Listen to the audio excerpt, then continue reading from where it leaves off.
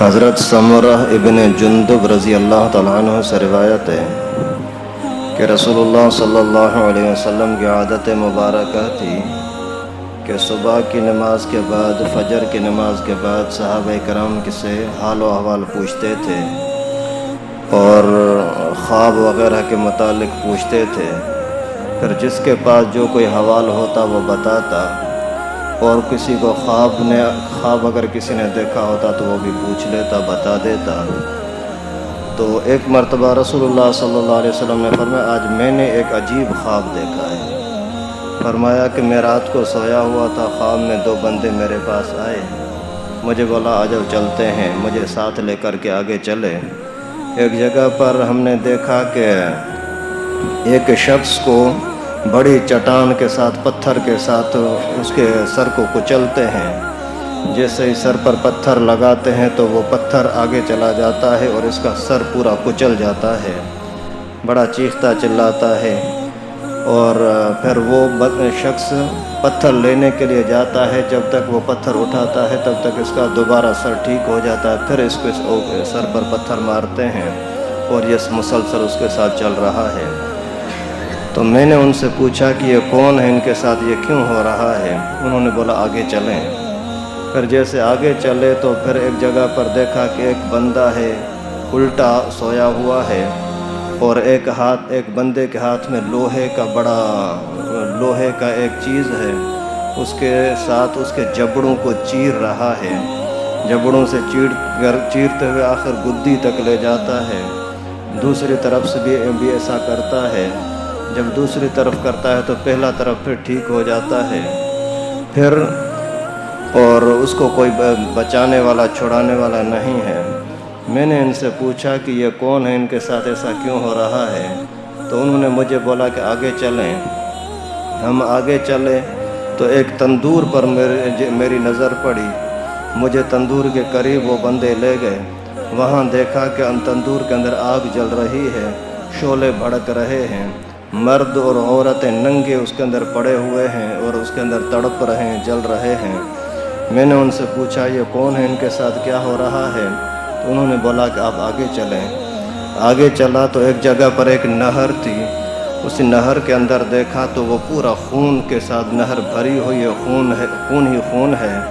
اس کے اندر ایک بندہ غوطے کھا رہا ہے اور ادھر ادھر نکلنے کی کوشش کر رہا ہے لیکن نکل نہیں سکتا، اور کنارے پر ایک شخص بیٹھا ہوا ہے، جیسے اس کے قریب آتا ہے تو وہ پتھر اس کے منہ میں ڈالتا ہے، پھر یہ پیچھے چلا جاتا ہے، نکل بھی نہیں سکتا۔ میں نے ان لوگوں سے پوچھا کہ یہ کون ہیں، ان کے ساتھ ایسا کیوں ہو رہا ہے؟ تو انہوں نے فرمایا کہ آگے چلیں۔ یہ خواب اور بھی تھوڑا سا حدیث مبارکہ لمبی ہے، یہاں تک آپ کو بس تشریح بتاؤں، پھر آگے انشاءاللہ کل۔ تو پھر ان لوگوں نے بتلایا کہ ہم فرشتے ہیں اور اللہ تعالیٰ نے لوگوں کا حال دکھانے کے لیے ہمیں بھیجا ہے کہ آپ کو لوگوں کا حال دکھائیں۔ پہلے جن کو آپ نے دیکھا کہ ان کا سر کچلا جا رہا ہے، وہ بے نمازی اور قرآن نہ پڑھنے والے لوگ ہیں، جو نماز کو چھوڑ دیتے ہیں اور قرآن نہیں پڑھتے۔ ہر بندہ اپنے آپ پر نظر رکھے، کیا اس کے اندر یہ بیماریاں ہیں تو نہیں؟ قرآن پاک پڑھنے کو چھوڑتا تو نہیں ہے، قرآن پاک پڑھنا اس کو نہیں آتا، ایسا تو نہیں ہے، یا نماز کے اندر لاپرواہی تو نہیں کرتا۔ اگر ایسا کرتا ہے تو اللہ کے نبی نے فرمایا میں نے خود دیکھا ہے، اور نبی کا خواب سچا ہوتا ہے، کسی بھی نبی علیہ السلام کا خواب سچا ہوتا ہے۔ حضرت ابراہیم علیہ السلام نے جو بیٹے کو ذبح کیا تھا وہ بھی خواب کے حکم پر ذبح کرنے کے لیے جو لے جا رہا تھا۔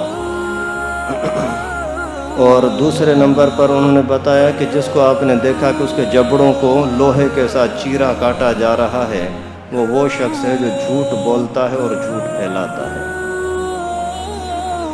جھوٹ بولنے والوں کو جبڑوں سے فرشتے آ کر کے کاٹتے ہیں، چیرتے ہیں، یہ اللہ کے نبی نے بتلایا۔ آج کل بھی لوگ جو جھوٹی باتیں خود کرتے ہیں یا کسی اور کی سنی سنائی باتیں ایسے پھیلاتے ہیں، یہ لوگ، ان کا انجام یہ ہوگا جو اللہ کے نبی نے بتلایا۔ آج کل یہ بیماری بھی بہت زیادہ ہے، خصوصاً نیک لوگوں کے خلاف جھوٹ بولتے پھرنا، یہ بڑی خطرناک چیز ہے۔ کوئی کسی بھی آدمی کے بارے میں جھوٹ بولنا بڑی خطرناک چیز ہے۔